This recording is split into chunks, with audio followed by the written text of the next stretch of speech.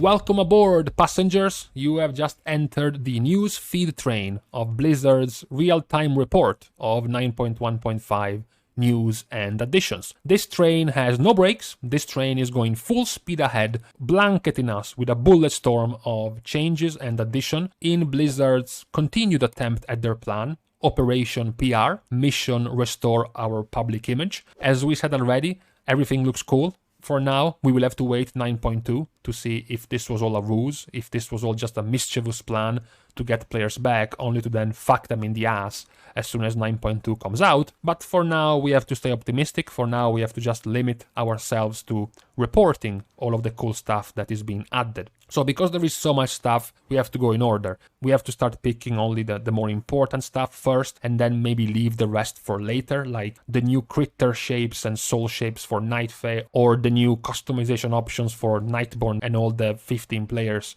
playing that race. What we have to go over first are, number one, all of the new info and the new stuff related to Mythic Plus Timewalking from Legion, including the rewards, the mount, the transmogs, the transmog sets recolored from Legion being available, and then the balance tuning. This time, for the first edition of balance tuning, we have stuff related to Conduits, to Covenant abilities, and generally trying to bring up some of the weaker Covenants to be more powerful for the upcoming patch. So starting first, we are gonna go over Legion Mythic Plus Timewalking. The first thing we knew, which was the only thing we knew up until yesterday basically, was that it was going to be a 2-week long event. After the first 2 weeks, this would have gone back into the normal rotation of Timewalking events every month basically. Now we have more news. First of all, we know the number of dungeons, which of the dungeons from Legion are going to be available. Blackrook Hold, Eye of Ajara, Darkheart Thicket, Vault of the Wardens, Neltharion's Lair, and Court of Stars. The number is 6. So some of you might already be scrambling, trying to remember and figure out which of the Legion dungeons have been cut.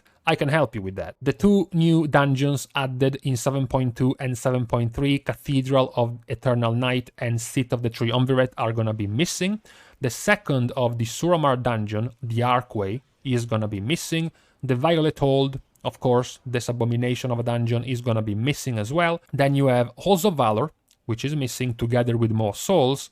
And lastly, both of the Karazhan dungeons. The Karazhan Mega Dungeon being split into Lower Karazhan and Upper Karazhan and turned into Mythic Plus keys. That's all that's gonna be missing, so 8 dungeons. Only 6 are going to be available and 8 have been cut. There are some pretty logical explanations as to why these are missing. For example, Cathedral and Seat were way too hard and way too disliked by the community when they were added. To bring them back, Halls of Valor was way too long and tedious, Maw of Souls was way too short and way too much of a joke. But another reason might have been because Blizzard is planning to introduce Keystone Master for this event. We will talk about this later on. So the other piece of news outside of the number of dungeons was, okay, cool, what about the rewards? Because this is Timewalking, and as we know, Timewalking only gives you alt catch-up gear, basically. Nothing really usable after you get into current content type of item level, right? So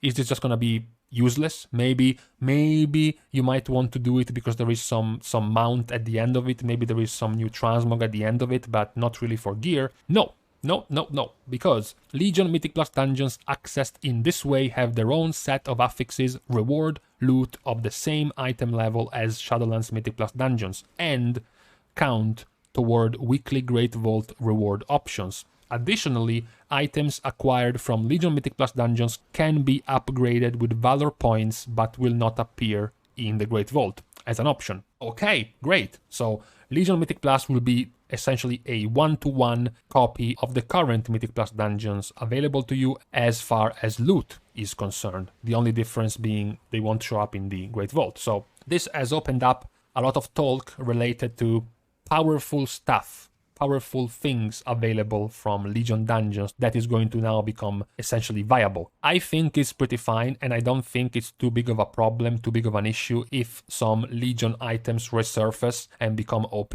mostly because 9.1.5 will be launching some 3, perhaps 4 months into 9.1. There is no race to world first, there is no race to get top powerful gear. Most people have gone through their progression they wanted to do in the raid. Many people have already gotten their Keystone Master. They have already been done and tested all of the Mythic Plus dungeons with the new affixes and all of that. So getting powerful gear so late into the tier is not that game breaking. You know, in just a few weeks after 9.1.5, 9.2 will launch. The item level will jump up another 30 item levels. So most of this stuff is going to become obsolete anyways when it matters again, when there is a new raid, etc, etc. It's going to be much more interesting to see what happens if, for example, the Legion Timewalking dungeon event is going to be available when 9.2 launches, right? What happens if the first week that the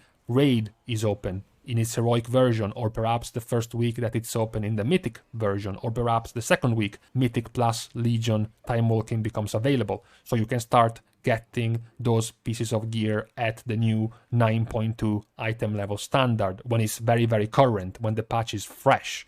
That could be much more problematic. Of course, when we talk about powerful gear from Legion, we're not talking about a chest, we're not talking about a belt, we're not even talking about weapons, we're talking about trinkets. Those are the things that can sway the power by a massive amount. A piece of gear is just going to be a stat stick, a bunch of primary and secondary stats that are going to be the same in Legion, in BFA, or in Shadowlands. What differs is going to be the trinket and their effects. Luckily or unluckily, depending on how you see it, most of the overpowered trinkets from Legion were stuck in the raid. So there won't be really too much of a hunt for super OP trinkets from Legion. It also depends on how Blizzard is planning to scale them up in item level. But there is not going to be too much. There's not going to be a convergence of fates. There's not going to be a drought of souls. There's not going to be a front level of OPness. Not even an unstable Arcana Crystal either. So it should be rather balanced. It is certainly cool that the progress is going to count towards the Great Vault, and even cooler that the items can still be upgraded with Valor.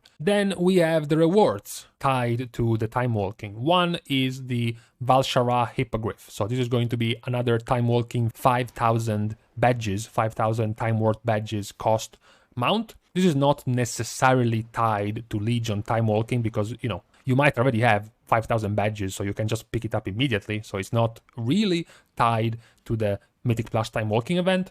What is much more likely to be tied to the Timewalking event one way or another is, number one, several data mined transmog appearances for pieces of gear that were in-game in Legion, that were given to things like NPCs, for example, but never obtainable by the player base. And they all look pretty cool. The Nightborne Arc Shield, the Suramar God's Shield, the Warpcaster Staff, the Nightborne Arc Saber, the Arc Smasher, and more importantly, the replica of the Aegis of Agramar. So literally a artifact level shield being turned into a transmog piece. Not to mention, and this points even more towards being available from Legion Timewalking, a Black Rook Elite set of transmog. So Black Rook Hold type, Black Rook Hold style armor. So this is very likely it's gonna come one way or another from the Timewalking event.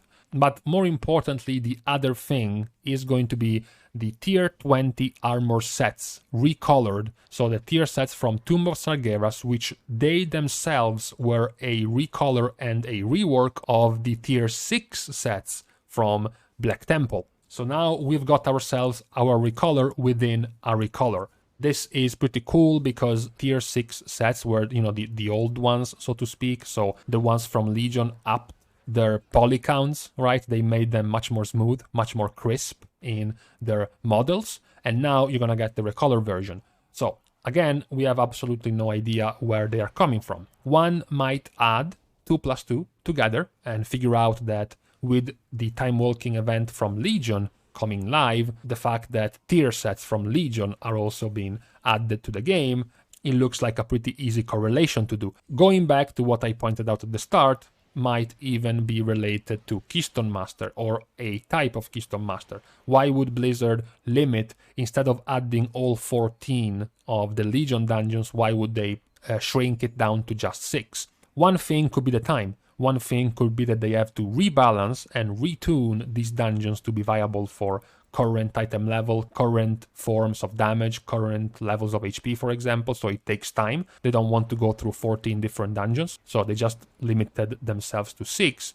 Another reason could be that they were planning to have a pseudo Keystone Master achievement, something like completing these Legion dungeons, these rebooted Mythic Plus Legion dungeons at a certain key level, perhaps plus 10, perhaps plus 15, to reward you with this transmog sets. Or maybe they're even gonna come in pieces. At the end of a run in the last cache, you're gonna be guaranteed one piece of transmog. So you're going to have a couple of weeks worth of time to do a dozen or so of Legion Timewalking Mythic Plus dungeons to get all of these recolor tier sets. Either way, it's very cool. It's more rewards, it's more incentive to do something. In this case, it's a pretty cool reward, so I think many people will want to do Legion Timewalking just for this, even if they don't need the gear, for example. So this is all of the info we have when it comes to everything available so far for the Legion Timewalking. What is next on the list is the balance tuning.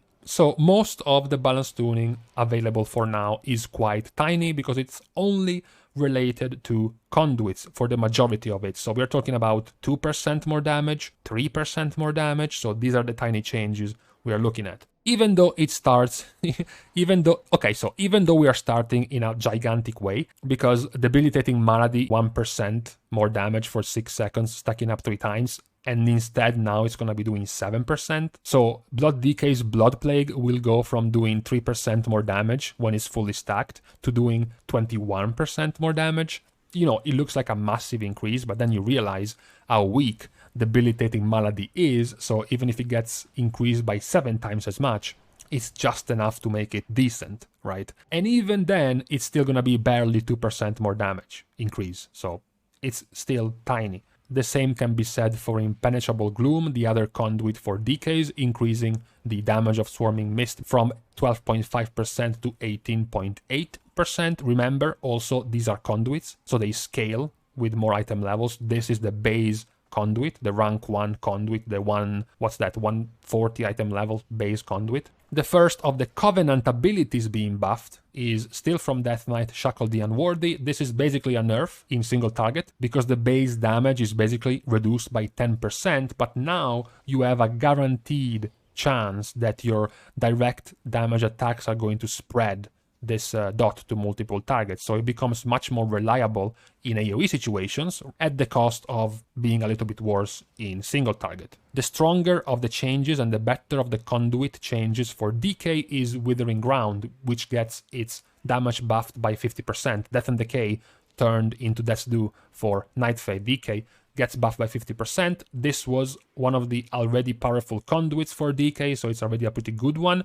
The reason why it gets buffed, even though it was a pretty strong one already, is because it's Nightfade, and nobody is playing Nightfade for DK. Then we have a couple of changes for Demon Hunter. Dancing with Fate is another conduit that gets one of these massively looking power-ups because the final slash of Blade Dance goes from 10% more damage to 75% more damage at rank 8, which is 252 item level. So what you can get now is basically almost 130% more damage, which looks massive.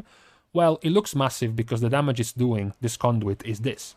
Maybe you can't see, it's this, okay? It's that much. That's why it's getting buffed so much, because it's shit, TLDR. The other change is to another Covenant ability, and just like for DK, this is because the spec itself doesn't really want to play Ventir.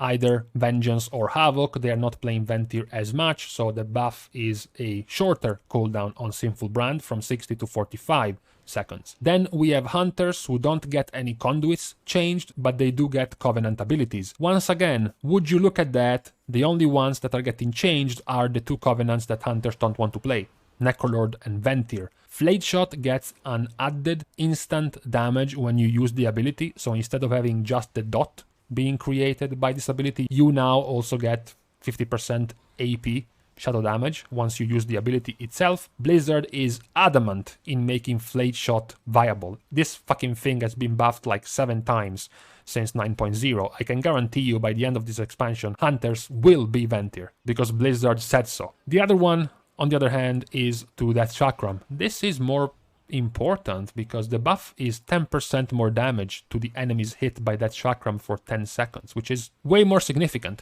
The only problem for Necrolord, which is the same problem for pretty much everyone playing Necrolord, is that the Conduits available, and more importantly the Soulbinds available to damage dealers, are shit. Necrolord is very weak. The single target ones are pretty poor already in comparison to other Covenants. Ventir is pretty strong in single target. Kyrian and Nightfey are also pretty good, but more disastrously in AoE. Both Nightfey and Kyrian particularly now with Mechanicus has gotten much stronger, but AoE, it is still the territory of Khorane. It's still the land of the Nightfey if you want to do top AoE damage, so Necrolord's problem is much less about abilities and much more about powerful soulbinds. Talking about the lack of powerful soulbinds, Mage is in the same situation. Mage is playing Fire with Nightfey, it's playing Frost with Ventir, and is playing Kyrian with Arcane, and nobody wants to play Necrolord, so Blizzard is going to buff Necrolord. They are buffing the Conduit for Deathborn to last twice as much. So Deathborn's duration goes from 6 to 12 seconds as a base.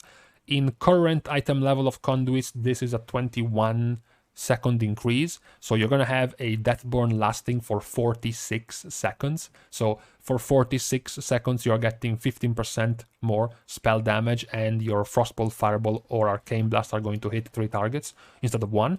This is bad in general, simply because the buff lasts for too long. You are very rarely going to have a situation where you want to have top damage for 46 seconds. No Mythic Plus pack is going to last that long. No burn phase of a boss is going to be that long and that necessary. Most of the time, all you want is a 10-second burn phase. Maybe a 15, perhaps a 20-second burn phase, not 46. I can guarantee you, literally, every single mage, instead of taking 15% more spell damage for 46 seconds, they would rather take 40% more spell damage for 10. That much I can tell you. Oh yeah, and by the way, back to the original problem, this is still Necrolord, which means the Soulbinds are still shit. So, that's another problem. After Mage, you have a couple of Conduit changes. One is to Monk, to Nightfey. Way of the Fae gets its damage doubled. The initial damage goes from 10.5 to 21, and the cap damage per every target hit goes from 52.5 to 105. Then we have an hallucination, we have a ghost, something that people still pretend exists, Blessing of Spring.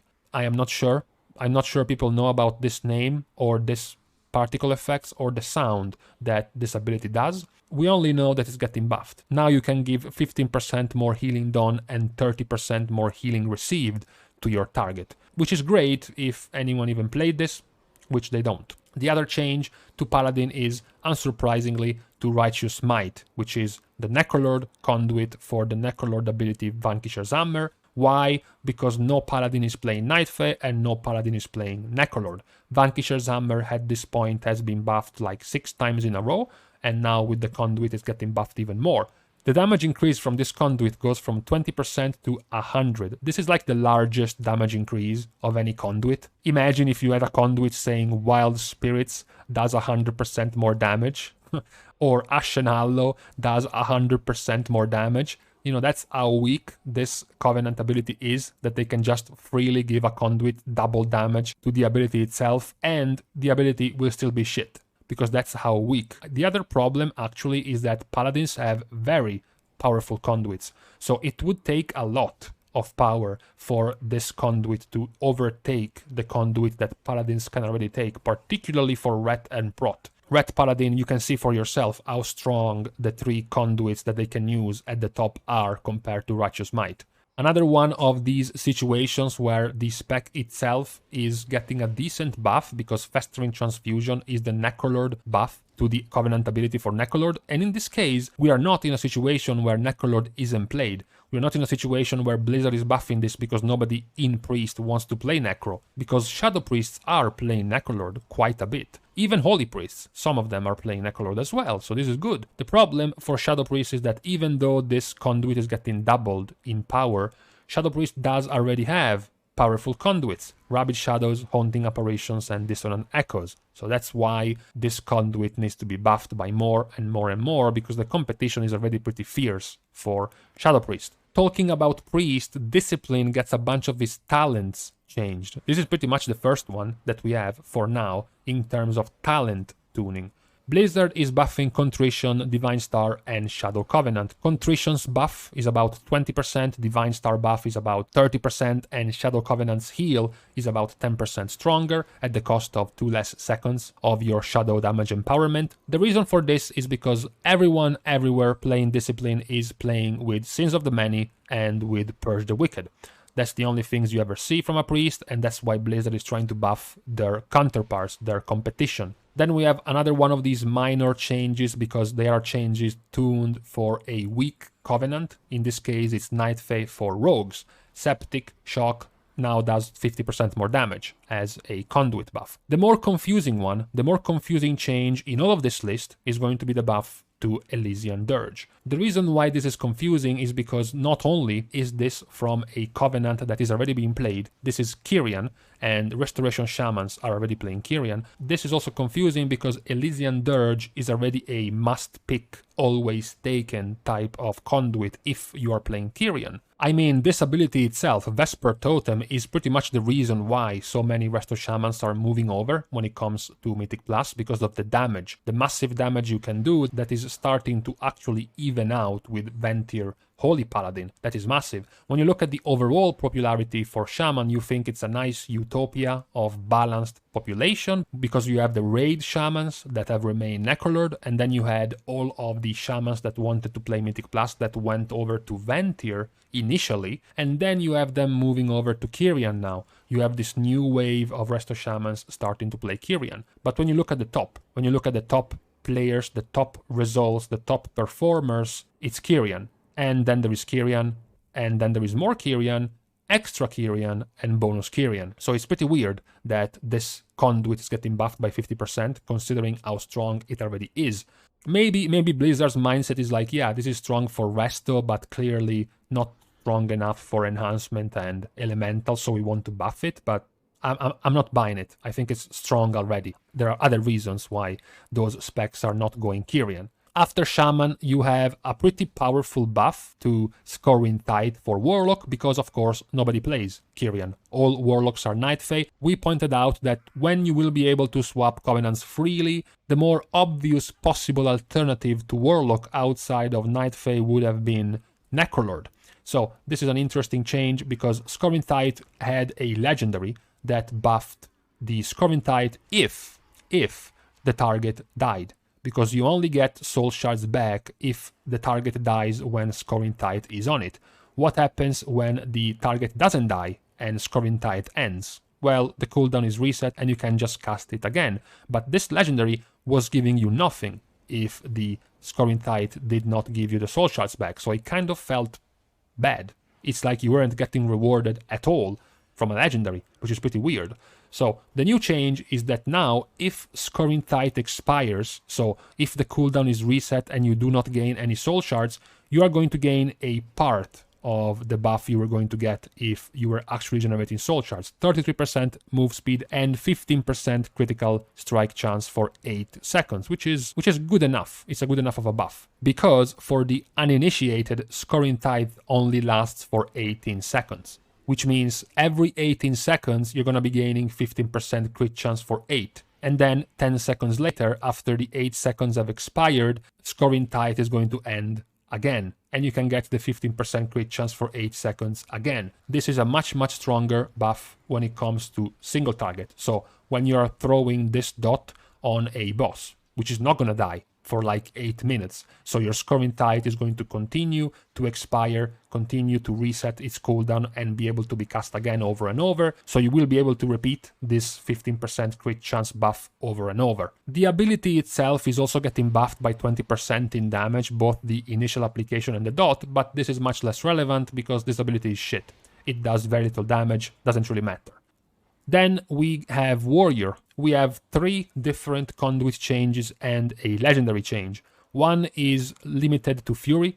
Rampage has a 16% chance to refund a charge of Raging Blow. This is now getting buffed by 50%. Now the chance is 24% at the base level, the base conduit level. You do also have Merciless Bone Grinder, which now gives you double damage to your Whirlwind for 9 seconds once Blaze Storm ends, which is kind of shit. It's much more powerful for arms because Fury doesn't really care too much about Whirlwind damage. All they want is for Whirlwind to activate their free cleave. The more important buff, however, is more utility to Sinful Surge for Prot Warriors. Not that it's too important given that Prot Warriors are using Reprisal as a legendary and it's very hard to get rid of Reprisal because it's very good. However, now Sinful Surge, rather than extending the duration of Last Stand every time you execute, every time you condemn, now you're going to extend the duration of Avatar. This is very good because Avatar gives you 20% more damage. You don't care about Last Stand and having extra HP. When you're doing Mythic Plus, you want to be a Chad tank. You want to have as much damage as possible, so you can take this legendary to heavily extend the duration of your Avatar and how long you can stay inside Avatar. You also get a complementary conduit with this change, which is Harrowing Punishment being buffed by 50%. Now, when you use Condemn, you're going to be preventing and then doing extra damage. Instead of 1.5% per target up to 8%, it's going to be 2.3% per target up to 12%. So it is a pretty significant buff to the ability itself, much more viable now for Prot Warrior. Again, it will just have to be seen whether or not it's enough to beat out Reprisal for Prot Warriors. These were, so far, because we are sure to see more balance tuning in the future before the patch launches, but so far this is all of the changes available. So with this we can stop. We have gone over the more important parts of all of the new things we have gotten in the recent days, the Mythic Plus Legion Timewalking event, as well as the balance tuning. Eventually, tomorrow, maybe in a couple of days, we will just grab all of the rest together, all of the extra stuff that has been left over because it's not as important as these changes, and then we will go over those as well. For now, we are stopping. Thank you guys for watching the video. If you have enjoyed the channel, be sure to do what people do when they want to support a channel. See you guys soon, and in the meantime, just for shits and giggles, Blizzard should have brought back Titan Forging in Mythic Plus Timewalking for Legion, just to see people's reactions.